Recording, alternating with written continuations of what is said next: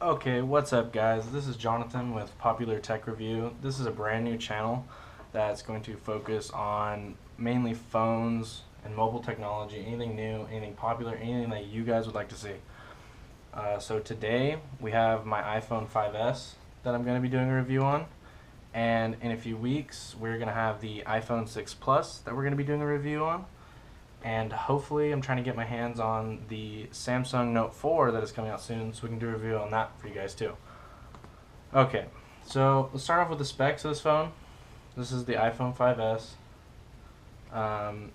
It's the 16 gig model. I got this shortly after it came out. Pretty nice phone. So let's go to the specs.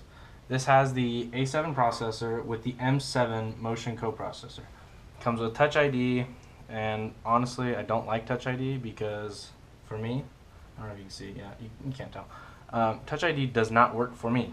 It works for my friends, they love it, does not work for me. A7 is a dual-core 1.3 gigahertz processor, and it's got 1 gig of RAM. The specs don't really show what this phone can do. I know a lot of people say that all the Android phones, the specs are way better, and yes, on paper, they are.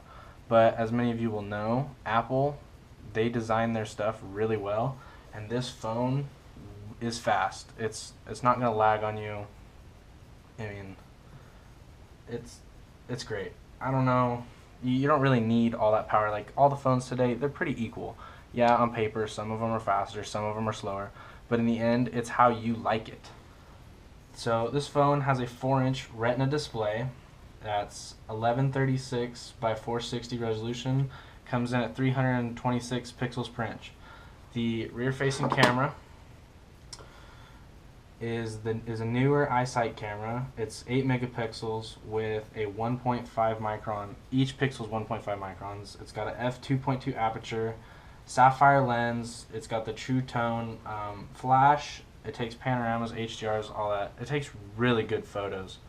I guess I can post some of my photos, but we had a fire here in our town not too long ago, and I took a lot of photos, and so yeah, it takes really good photos. You don't need, like, of course you can get more megapixels, but that camera kicks ass, no doubt. For video, the rear facing camera will do 1080p at 30 frames per second, or it will do slow motion video, which is 720p at 120 frames per second, and that works great. The front camera is a 1.2 megapixel camera. It's got an f2.4 aperture. It'll take 720p video at 30 frames per second. It takes a nano SIM card in the side, and I have the AT&T model. The battery is 1570 milliamps. It's non-removable, and quite honestly, the battery life sucks. I mean, for what it is, it's not terrible. It lasts me a day if I don't use it too much. But many people notice that they can't get through the day. If you use this phone heavy, you're not going to get through the day. I've used an iPhone 5, so it's a little bit better, but hands down, I would take my iPhone 4S. I don't know why, but it seemed like it got way better battery life than this phone. But in using the phone, it's a great phone. It's fast, it does what you want. You don't have to worry about it lagging. But the main thing is, people want to know, like, if I have an iPhone 5, should I upgrade to the 5S? My answer, no, I wouldn't. If you have a 4S, unless you want the bigger screen, I would say it's still not really worth it. We don't really know how the iPhone 6 is going to be. I mean, yes, we know what it looks like and some of the specs, but until we get hands-on, we can't really say for that. But in all honesty, I feel like Apple is starting to lag behind, but we're going to see how this iPhone 6 Plus lays out when we have it in our hands and we can do a review for you guys.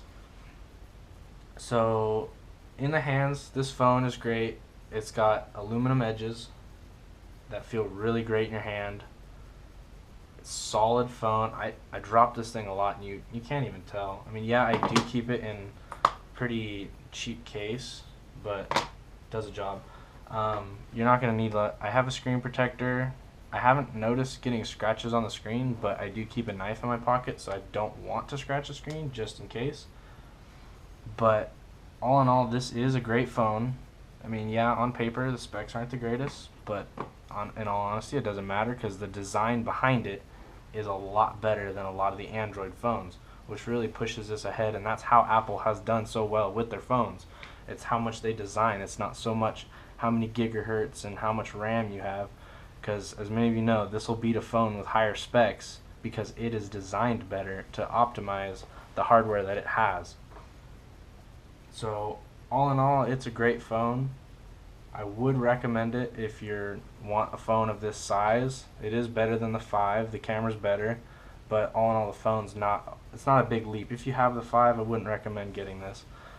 So that concludes the review on the iPhone 5s. I hope you guys enjoyed it, and please subscribe. We will have a video on the iPhone 6 Plus 64 gig model as soon as it comes here. It's already pre-ordered, and hopefully we get a review on the Samsung Note 4.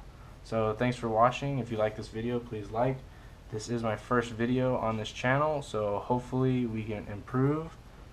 Any comments, suggestions are greatly appreciated, and hopefully we can just make better videos every day and get videos out on the technology you guys want to know about. So thanks for watching.